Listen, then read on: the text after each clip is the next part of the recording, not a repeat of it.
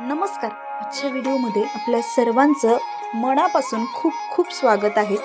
पुण्यापासून अगदी 30 ते 35 किलोमीटर अंतरावर असलेल्या खडकवासला आणि त्याचसोबत पानशेत धरणाला लागून असलेलं हे निळकंठेश्वराचं मंदिर एक दिवसाची ट्रिप काढण्यासाठी आणि अगदी पुण्याच्या जवळ निसर्गाच्या सानिध्यात असलेलं हे अप्रतिम मंदिर.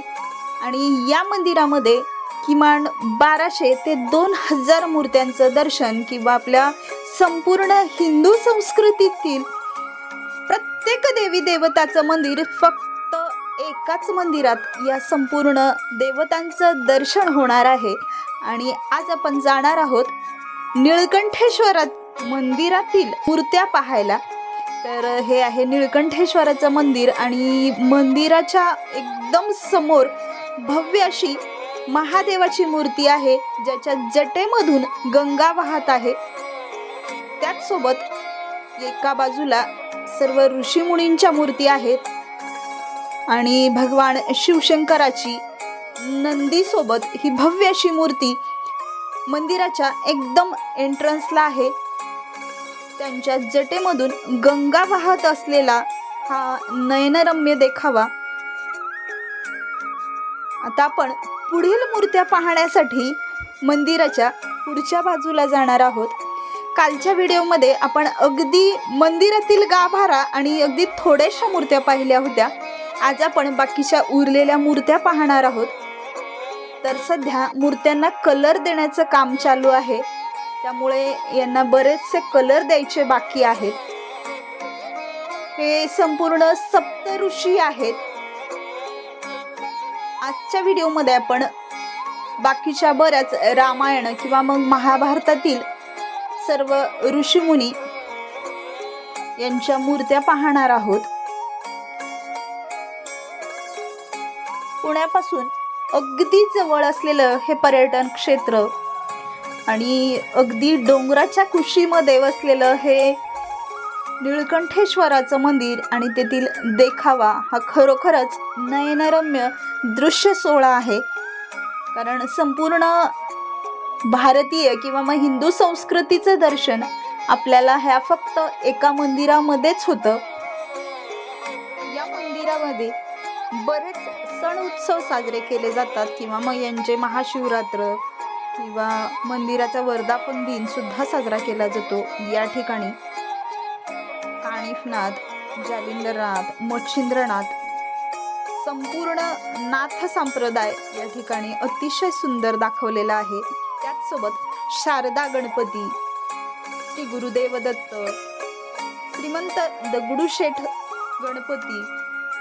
गणपती सुद्धा अनेक रूपामध्ये आणि प्रत्येक ठिकाणच्या पुण्यातील जे काही मानाचे गणपती आहेत ते सुद्धा या ठिकाणी आपल्याला बघायला मिळतील. हा देखावा आहे रामायणातील अशोक वाटिकेतील देखावा, जो सीतामातेला अशोक वाटिकेमध्ये अपहरण करून गेल्यानंतर हनुमंतराय सीतामातेच्या भेटीसाठी गेले होते. हा अगदी नयनरम्य देखावा इथे खूप छान पद्धतीने सादर केलेला आहे.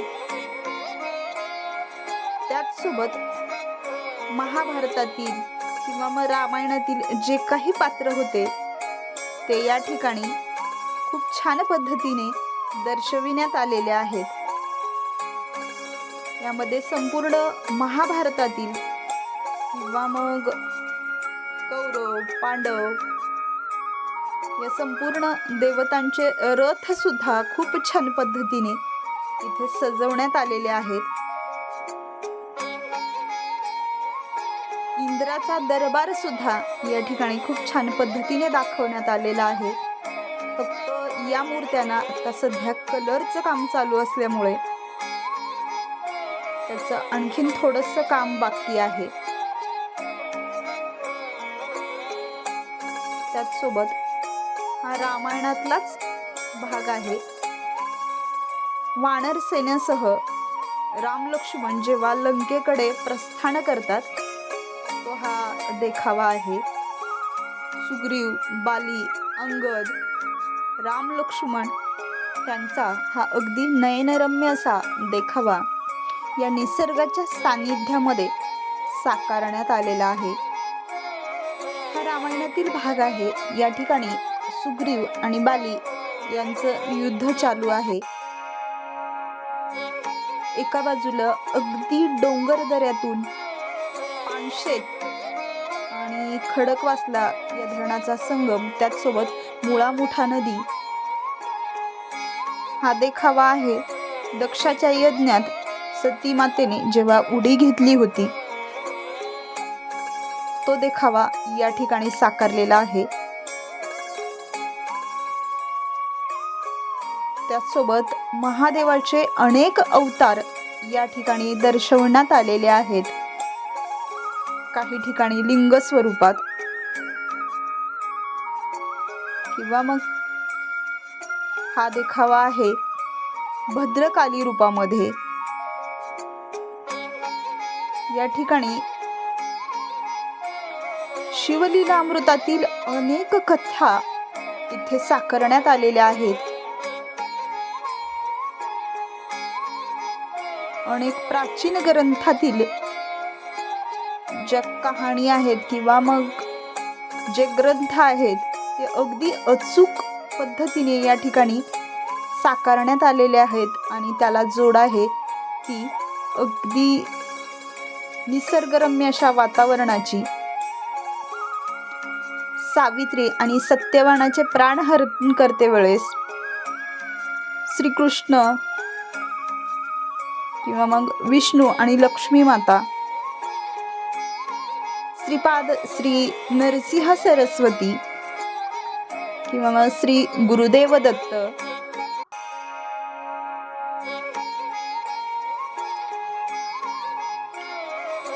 त्याचसोबत महादेव पार्वती, कैलास पर्वत असे अनेक देखावे या ठिकाणी अगदी सुंदर पद्धतीने साकारण्यात आलेले आहेत. गोरा कुंभार किंवा संत नामदेव, संत तुकाराम असा संपूर्ण वारकरी संप्रदाय सुद्धा या ठिकाणी खूप छान पद्धतीने दाखवण्यात आलेला आहे. ब्रह्मा, विष्णू आणि महेश, श्री गुरुदेव दत्त, कानिफनाथ, मच्छिंद्रनाथ हे सुद्धा या ठिकाणी खूप छान पद्धतीने दर्शवण्यात आलेले आहेत. संपूर्ण नाथ संप्रदाय या ठिकाणी दाखवण्यात आलेला आहे.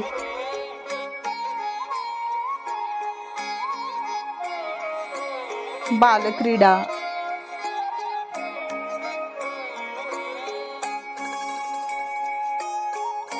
आहे भक्त प्रल्हादाचा जेव्हा वध करण्यासाठी त्याच्या आईवडिलांनी किंवा मग वडिलांनी याला अग्नीमध्ये टाकलेला प्रसंग.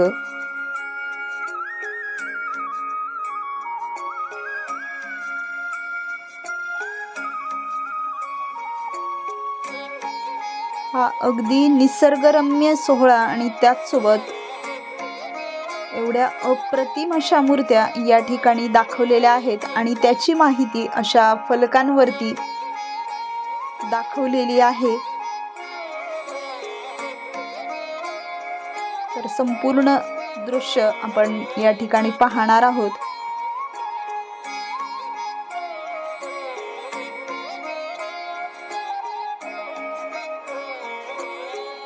हा जो संपूर्ण देखावा आहे, जर तो तुम्हाला पाहायचा असेल तर किमान 2 ते 3 तास आरामात वेळ लागतो. कारण प्रत्येक ठिकाण किंवा मग प्रत्येक मूर्ती पाहायची असेल आणि त्यामागचा नेमका इतिहास काय आहे तो सुद्धा त्या फलकावरती लिहिलेला आहे.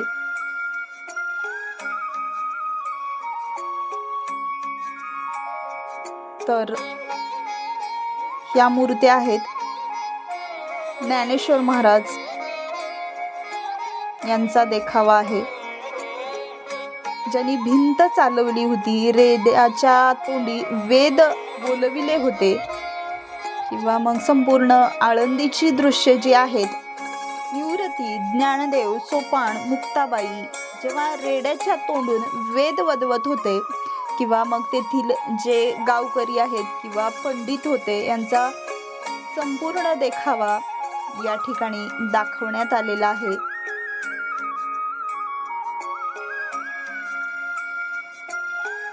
तर आपल्या संपूर्ण वारकरी संप्रदायाचे सुद्धा या ठिकाणी छान पद्धतीने विश्लेषण केलेले आहे किंवा मग मूर्ती स्वरूपात यांना दाखविण्यात आलेले आहे. तर प्रत्येक देवी देवतेचेच नव्हे तर संपूर्ण हिंदू संस्कृतीचे किंवा मग आपल्या वारकरी संप्रदायाचे सुद्धा या ठिकाणी खूप छान पद्धतीने दर्शन होते. या ठिकाणी जर तुम्हाला जायचं असेल तर अगदी पुण्याच्या जवळ 31 ते 40 किलोमीटर अंतरावरती हे नीळकंठेश्वराचे मंदिर आहे. याला फक्त वरती चढून अगदी एक अर्धा तास लागतो. वरती चढल्यानंतर अगदी प्रशस्त जागेत हे मंदिर आहे आणि या संपूर्ण मंदिराच्या परिसरामध्ये किमान 2000 मूर्त्यांचं दर्शन आपल्याला एकाच ठिकाणी होतं. या ठिकाणी संपूर्ण जे काही प्राचीन ऋषीमुनी होते किंवा मग देवी देवता असतील किंवा संपूर्ण रामायण, महाभारत, गीता या संपूर्ण देवतांचं दर्शन या ठिकाणी होतं. हा संपूर्ण पंढरपूरचा वारकरी सोहळा आहे जो पांडुरंगाच्या दर्शनासाठी जी दिंडी चाललेली असते त्याचा हा सोहळा आहे.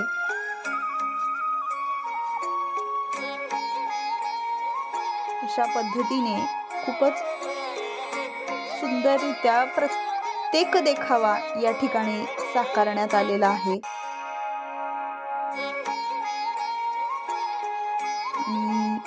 हा मंदिराचा परिसर आहे.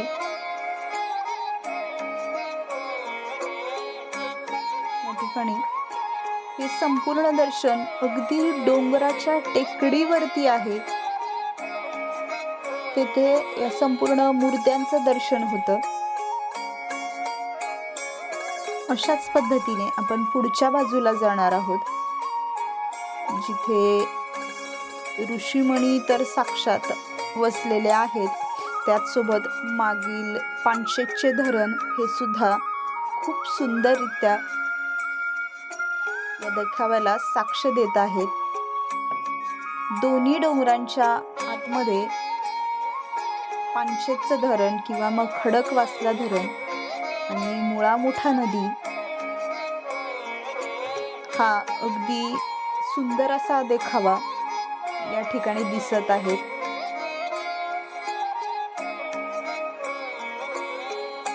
नरसिंह अवतार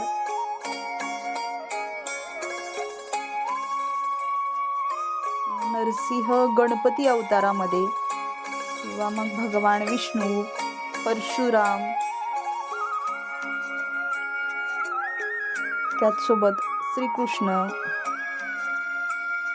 हा काही भाग आहे तो म्हणजे महाभारतातला जे द्रौपदी वस्त्रहरण झालेलं होतं ते सुद्धा या ठिकाणी खूप छान पद्धतीने दर्शविण्यात आलेला आहे.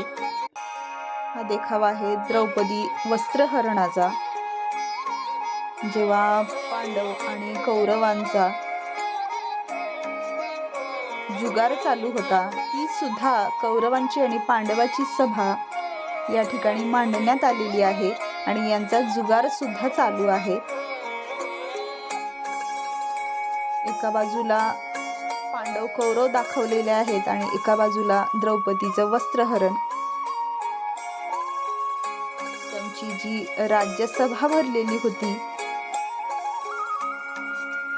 त्यावेळचे जे काही ऋषीमुनी होते ते सुद्धा या ठिकाणी दर्शविण्यात आलेले आहेत. त्याचसोबत गांधारी आणि युधिष्ठिर सुद्धा यासोबत दाखविलेले आहेत. तर अगदी निसर्गरम्य सोहळ्यामध्ये या मूर्त्या साकारण्यात आलेल्या आहेत.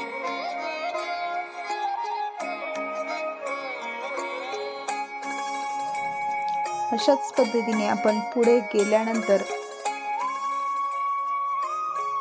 महादेवाचा अवतार किंवा मग जे काही ऋषीमुनी आहेत, सप्तऋषी, महर्षी, श्रावण बाळ, अशा अनेक मूर्त्या हा रामायणातील आहे. कुंभकर्णाला जेव्हा उठवण्याचा प्रयत्न करण्यात येत होता त्यावेळेचे जे सैनिक होते ते सुद्धा या ठिकाणी दर्शविण्यात आलेले आहेत. श्रीकृष्णाची रासलीला दाखवण्यात आलेली आहे. संपूर्ण ऋषी परिवार आणि अगदी भव्य अशी हनुमंतरायाची मूर्ती, तीही निद्रा स्वरूपामध्ये आहे. संपूर्ण देवतांचं दर्शन या ठिकाणी होतं. तर हा व्हिडिओ तुम्हाला आवडला असेल तर लाईक, शेअर आणि सबस्क्राईब नक्कीच करा. धन्यवाद.